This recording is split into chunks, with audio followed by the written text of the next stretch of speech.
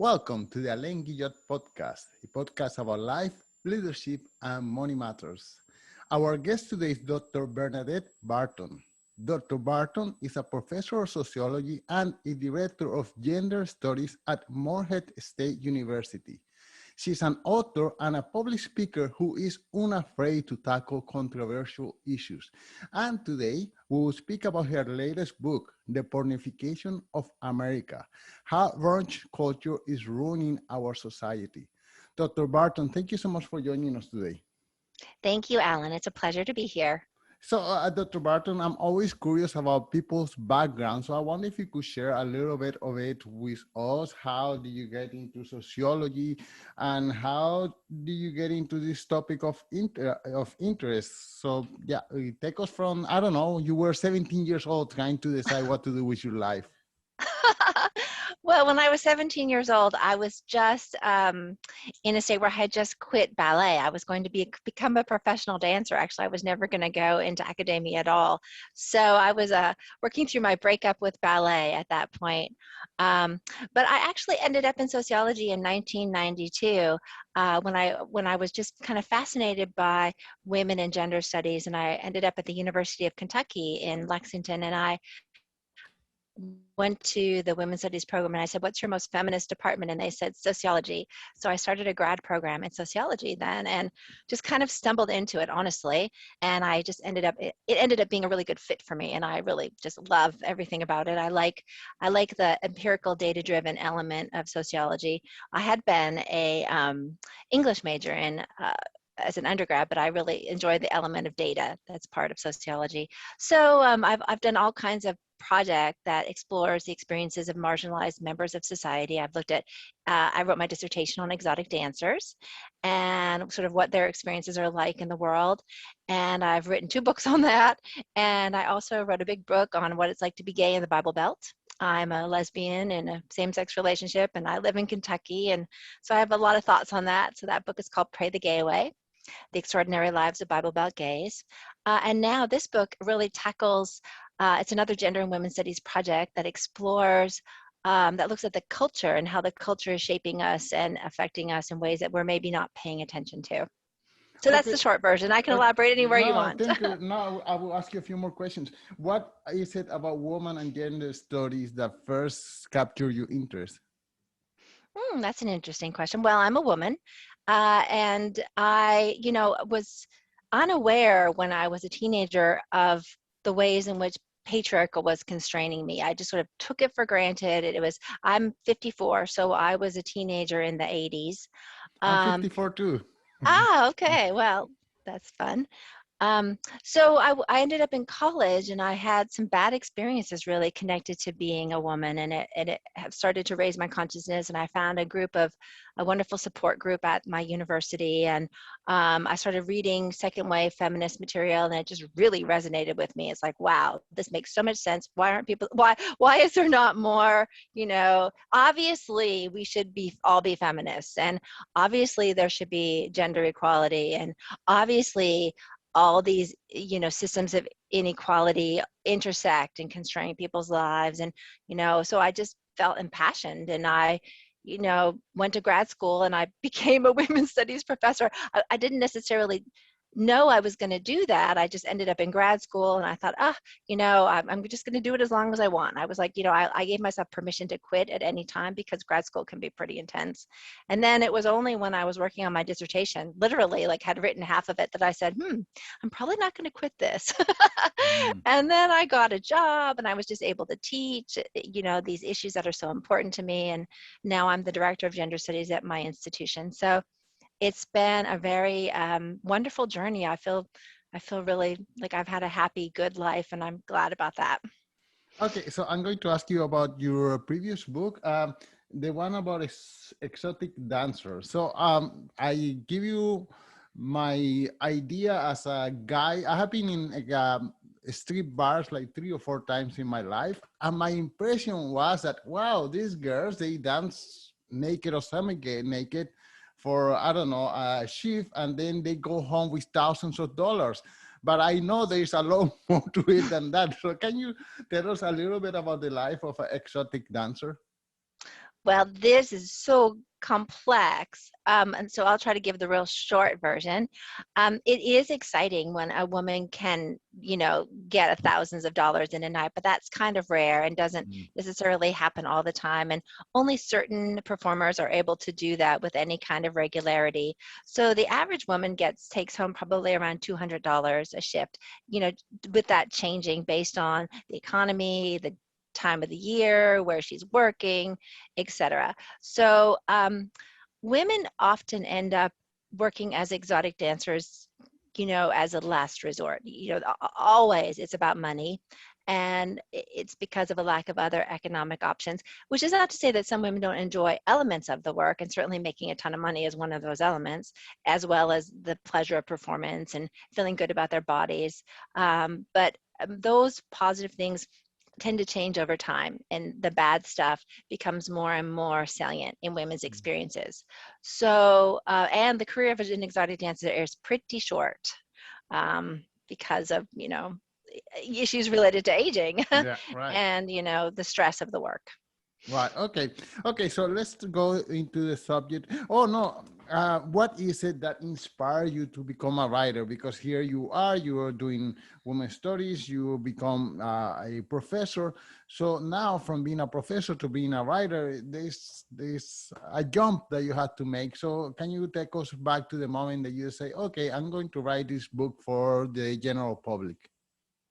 Good question. Well, as professors, we are expected to write, but we could just do all of our writing in scholarly journals if that was our preference. I guess for me, I've always been a reader, so I, began reading very, very young. I was reading before my earliest memories. I just had a knack for it. I was actually advanced. I was put ahead of grade as a child. I skipped kindergarten of all things, because I was reading so young, and my parents really fostered that. So even though I grew up with limited means and with a single mom, the first thing she would always do is take us to get a library card. So I've always, always, always been an avid reader. I'm always have a book in progress. My iPad right now is full of books that I'm reading. Um, so I love to read and I love to write. And when I was in college, I kept a journal. So every day I would write for an hour or so in my journal. But I didn't really know that I was going to write books until I was working on my dissertation, and it was practically a book. And I've just sent it out as a proposal, and I was really fortunate to develop this relationship with my editor, Eileen Kalish at NYU Press. And she's just been extraordinary. I've had almost a 2-decade relationship with her and my books.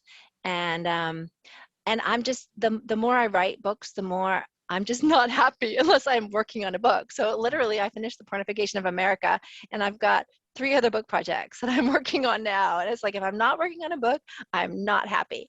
So something about the writing of a book keeps me sort of grounded and happy and engages me in this process of flow. Fantastic. Okay. Well, as you can tell from my accent, I'm from Spanish descent, and this is the first time that I hear or see or read the word Raunch culture. So, can you tell us what that is? Okay, so you're not the only one. Raunch culture is an unfamiliar term to a lot of people. So that speaks to a trend in our society where elements of the sex industry have filtered into mainstream culture.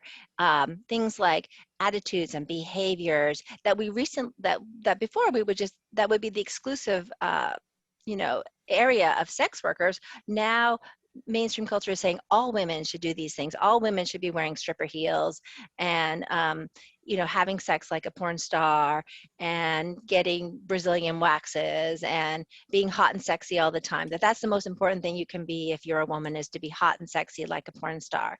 So I date raunch culture to the mid 1990s. That's sort of the beginnings. Not that there wasn't a sexualization of culture before then. So raunch culture is the sexualization of culture. And certainly we can see like hypersexualization before the mid 90s, but it just became more and more part of our everyday lives at that period, because that's when we started using the internet more in our daily lives. So it's connected to the internet and internet porn and attitudes and internet porn, affecting mainstream culture. I feel like I'm a little bit out of the loop. First of all, I haven't had a TV in over 20 years. So there's a lot of cultural and pop society that I am unaware of. Can you tell me what is a Brazilian wax? So a Brazilian wax is a wax where a woman removes all of her pubic hair. Okay. Good. Okay. I feel like I know a little bit too much. Okay. So when I was 13 or 14 years old, I discovered my father, there was no internet at that time, and my father Mhm. had somewhere in a drawer uh, hidden pornographic videotapes. Okay, so Mm. the curious of me took over and I saw the three or four of them. And then after that, I felt like I was good. I mean, I saw the same action to all the four tapes, and I didn't feel the need to see any other pornographic videotape for the rest of my life. So I wonder, what is it about pornography that makes it so addictive, not only for a short period of time, but it seems like for many decades of a person's life? Well, that's a good question, and your journey is somewhat unusual, I'd say. Although, for your time, for being 54, that's the kind of porn that you would have come across at 13, 14, 15. Now, what a young person will see, usually a young boy, and the average age of first porn viewing is 11. It's going to be internet porn, and it's going to be free internet porn, and it's going to be uh, very hardcore and graphic. I don't know how many details you want me to share about the content of internet porn. I think there's a lot of confusion about why pornography can be a problem among progressives, because people don't often share what actually happens in pornography. What's actually the content of internet porn, because it's just so distasteful. People don't want to talk about it. So it's complex to discuss, because you don't want to. I certainly don't want to come across as being anti-sex in any way, or being anti-erotic imagery, but the content of the internet porn now is a lot of it is very violent to women, and very and so if young people are seeing that, and that's their first exposure to porn, and that's where they're learning their sex ed from in the US, which is, especially in the South where I am, which is terrible about educating young people about sexuality, that's going to give kids, young people and teens, a, some really bad ideas about how to have sex. So it's going to cause problems. So there's that dimension. And then there's the other dimension of the biological dimension that I don't talk as much about. Other folks can talk to that more, but about how our brains are wired to seek new imagery, especially heterosexual men's, gay men too, but for other men, to seek new images. So in that way, you're a bit unusual. Typically, men want to see not just the same woman over and over again, but different women. And so if we go back 100,000 years ago, there was only a certain number of women that men could see, but now you could see a new woman every 2 minutes. So that's part of the addictive quality that's happening with pornography for young men and for older men. Okay, so and how about stages in people's life? Isn't this something that people go to a phase of their life and then they just, like when I was a teenager, I also tried smoking cigarettes and I didn't like it, but I tried it for, I don't know, maybe a year, 9 months. So isn't this pornography thing a stage on people's life and then they move on, or is it something that lasts with them for many decades? It really depends on the person, I see. and how old they are when they encounter porn and how it affects them.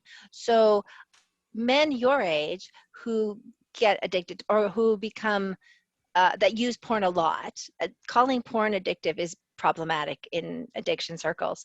So men who are in their 50s who use porn a lot, who want to stop using it, find it easier to quit porn than boys who start when they're 12 and now are 22 and have watched it for 10 years. So because they don't have they just don't have as much experience having sex that doesn't include porn. So Wow. it really depends. And so some of the young people that I interviewed, they told a lot of stories about young men having erectile problems and needing to try to quit porn for at least a month so that they could actually have sex with their girlfriends, along with men bringing all these porn acts into the bedroom that they didn't like. And so there was just all these issues that emerged. Okay, so can you describe how is it ruining America? Okay, so we were just talking specifically about internet porn. Right. So let's talk about the pornification of culture. So what happens, how raunch culture is ruining America is that it's raunch culture, the values of raunch culture are the opposite of the values of happiness. So we see raunch culture literally everywhere, yet we don't have a lot of language to talk about it. I have this theory that I call the condition of inarticulation. Raunch culture exists in this condition of inarticulation where you can see like practically naked or naked images of women, and now more increasingly men, all over the place, on billboards, in magazines, on social media, in those big digital, billboards in places like Times Square, even in, taxis when you're driving somewhere. We just see, the more you're out in the world, in the mall, on social media, you will see these images and then they shape us. And if you're scrolling through social media and every 10th image is a like half naked woman in a bikini posing provocatively or a sexy selfie, how is that affecting you? How much time do you have to deconstruct that and have it, make sense of it? So it's shaping us, and it's like raunch culture is culture. So we forget that there was a time that we didn't have to pornify everything in our lives. So how is it affecting us? Well, it's making girls and women feel inadequate about their bodies. So that's part of beauty culture, but it's like, I'm not good enough because I don't look like X. And it's also making girls and women engage in all this free sex work, in my opinion. It's like they're doing all this work to be sexy for men that they don't have to do, but they feel compelled to do. That's not necessarily fulfilling. That's not because they want to, but because they think they should. But again, which is not to say that some girls and women don't enjoy that, which is fine, which is great even, but the pornification of society is just so noisy and so big and so hegemonic, it makes it hard to figure out when you're following your own narrative with that stuff. Raunch culture also focuses us on status, and status does not make us happy. Status is a happiness killer.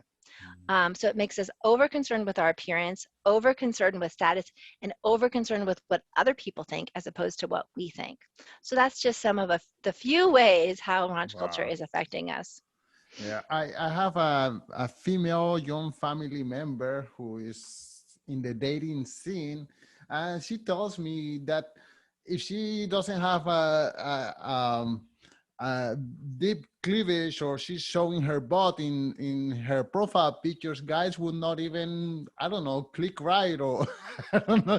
And she tells me the competition is tough and she feels like she had to show some kind of sexiness in order to get some kind of connection with a guy, and she finds it frustrating because that's not her temperament to be showing off and being sexy. So yeah, so she feels almost against her will obliged to be sexy and provocative, and I can see what you're saying. That's an excellent example of the compulsory nature of pornification. So she isn't doing it because she wants to. She's doing it because she feels like she has to do it in order to be relevant to men. Well, I also have a daughter. She didn't grow up with me, but at 19 she was getting breast implant, and Mm. she was modeling, and I had to put her in ignoring Facebook because I didn't want to see photos of her butt Mm. every other day. So but that was a stage of her life, and then she moved on, and now she had kids. She got a mortgage to pay. She got married, so on and so forth. But at that time in her life, I just almost unfriend her from Facebook. I didn't feel like looking her semi-naked or provocative every other day. So but I feel like I'm an old-fashioned because it is so prevalent and it's so everywhere. And yeah. Yeah, so that's another perfect example. So you are seeing pornification. You just didn't have any words to talk about it, and any way to critique it. The language you're using to critique it is like the language of tradition. Like, I'm old-fashioned. I need to be current with the culture. But it's okay to critique the culture. Like, that is a problem with the culture. That's not a problem with your daughter. That's a problem with the culture. The culture is telling your daughter that she has to be sexy, and if she's not sexy, she's invisible. So my book critiques that, and my book critiques it from a kind of a progressive side as opposed to a conservative religious side. Okay, and how is pornography contributing to toxic masculinity? Okay, so a lot of folks are unclear exactly what toxic masculinity is. So I'm so glad that that phrase is getting some more attention in the public sphere. Toxic masculinity is all those ways that men and boys are told to be that are harmful. That you're supposed to be the toughest guy, and you're supposed to use violence to achieve your goals, and you're supposed to always be a sexual predator, trying to get the girl, etc. So raunch culture contributes to toxic masculinity by in this kind of cyclical loop. So the women are putting out these sexy selfies, these images of themselves, and so it feeds this sort of sense of entitlement in boys and men that girls and women always should be sexy for them, and that's what they deserve. So that's one of and raunch culture also reinforces toxic masculinity by supporting rape culture, which is a culture that condones and tolerates and minimizes sexual violence against women. Okay, wow. um, I am feeling overloaded with information. So now, where would it end? I mean, miniskirts cannot get any shorter. And now I live in a trendy artistic neighborhood in Montreal. And now I see the new trend, which is almost like see-through t-shirts with no bra. So Mm-hmm. now I see that everywhere in my neighborhood. Where else can it go? Well, it can't. I mean, the only place left is actually pornography. So my point in the book is that raunch culture is a problem not because it's sexy, but because it is sexist. So as you know, if you are a mature person who has kind of a healthy sexuality, sexy can take many, many, many, many forms. Sexy doesn't need to be this regurgitated, boring, set of images that come straight from internet porn. Sexy is a much bigger, juicier phenomenon. So how do we transform the pornification of culture? How do we change raunch culture? Is that what you're asking? Where does Yeah. it end? Yes, I think exactly. I think the first place to start is to see it and to name it, that there's a power in seeing it and naming it and deciding and making a choice about it. So when you were talking about your daughter and your friend, it sounds like they weren't necessarily choosing to participate in raunch culture with this conscious decision-making process. It's like that's what the culture was telling them to do, so that's what they did. So if you see it and you make a choice about it, there's a lot of power in that. So I think that's one place where we can intervene. Another thing that needs to happen to transform raunch culture is that sex education needs to be real education. It needs to be a real pleasure-centered sex education so that young people have somewhere to go other than pornography to learn about desire and love and intimacy. Another way it can transform is for us to just make decisions about turning off media and reducing the influence of media in our lives. And certainly we could all use more gender studies education. Wow, wow. So And those are just a few thoughts. how much damage or how much contribution has there been from the ex-president of the United States when he goes around bragging about grabbing pussies and what is it, saying that a woman is too ugly to rape, and then his wife is posting all nude, and I don't know how much has that contributed to society. And I have spoken to some friends, and they say, "Oh, that's what all boys say in the locker room." So I don't know how much of a contribution has there been from the White House to the pornification of America. Well, that's a good question. And I actually have a whole chapter on that in my book. And I call Donald Trump a raunch culture president. And I credit with raunch culture with helping get him elected. Certainly the sexism that he demonstrated as president and in his career, that predates raunch culture. But I argue that raunch culture helped normalize this hypersexualization that you see in like the nude photos of Melania Trump, and all the horrible ways that he treated women. So if we live in a world in which people will actually say things like, she's too ugly to rape, compared to that, grabbing her by the pussy seems a little bit less bad, so all this like hate speech online, all this hypersexualized imagery in the cultural landscape, I argue that that helped us normalize Donald Trump's behavior and allowed him to become president. But but this is the part that I don't understand. I have seen other politicians fall hard and lose their career because they made a bad joke, bad sexist joke. So how come this sexualization is one of the things that helped Donald Trump get elected?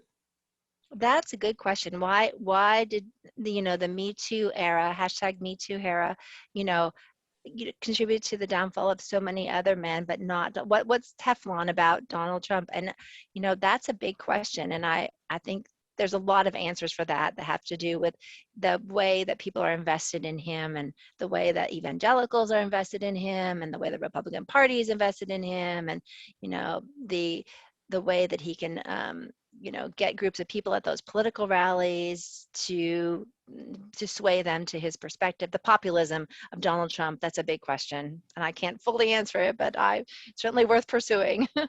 Okay, let me tell you about one effect that your book had on me. Since I don't have a TV, and you spoke so much about this advertising campaign and this actress and whatever, I started clicking on YouTube to find out what is it that you were talking about. So you kind of put me up to date with things that I haven't been aware for years. I think I'm lucky not to have a TV, and I suggest that to many of my listeners. But yeah, I also feel like I was being left out and didn't know what was going on in regular culture anymore. I find your book fascinating. I wonder if you could tell us one more time the title of the book and where can the listeners follow you? So the book is The Pornification of America, How Raunch Culture is Ruining Our Society, and it's available at any online bookstore, and it's also an audiobook. Mm.